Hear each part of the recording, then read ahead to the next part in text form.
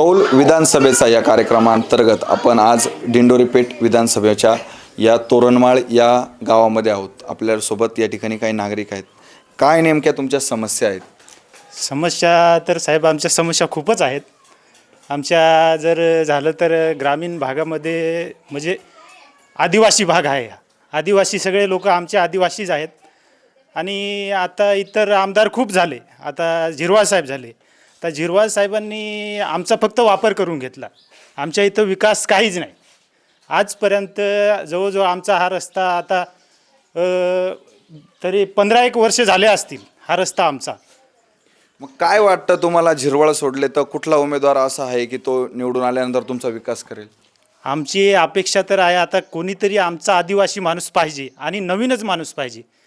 जरी ते भगरे साहेब आता समजा आमचे खासदार झाले, आणखीन आमची अपेक्षा अशी आहे का एखादा नवीन माणूस मधुकर बरसट साहेब आहेत किंवा असा नवीन कोणीतरी तडफदार तरुण कोणीतरी पाहिजे, आदिवासी माणूस पाहिजे आमचा, जेणेकरून आमचा चांगला विकास होईल। आमच्या खूप समस्या आहेत, पाण्याची समस्या आहे, सिंचनची समस्या आहे।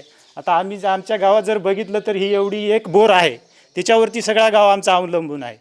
तर जल जीवन मिशनचे जे कामं चालू आहेत, काही कामं आता बरेचसे काही विहिरींना पाणी नाही, पाण्याची समस्या आहे, किंवा केटी बंधारे नाही, केटी बंधाऱ्यांची समस्या आहे। म्हणजे सगळ्यात जास्त आमच्या इथं पाण्याची खूप समस्या आहे। इतर रस्ते तर आहेत, रस्ते तर भरपूर आहेत, रस्त्याची तर आता आमची तुम्ही बघितली, पावसाळ्यात साधं पायी सुद्धा जाता येत नाही आमच्या लोकांना, एवढी आमची समस्या आहे। नक्कीच हा जो मतदारसंघ आहे हा समस्याने ग्रासलेला आहे आणि याच्यावरती एकच पर्याय की नवीन चेहरा। तर नवीन चेहरा कोण? तर मधुकर बरसट हा जनसामान्यांमधला त्यांना आपला चेहरा वाटतो।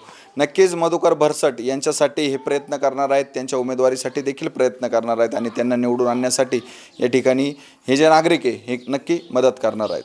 उत्तर महाराष्ट्र न्यूज नेटवर्कसाठी सतीश इंद्रेकर, दिंडोरी।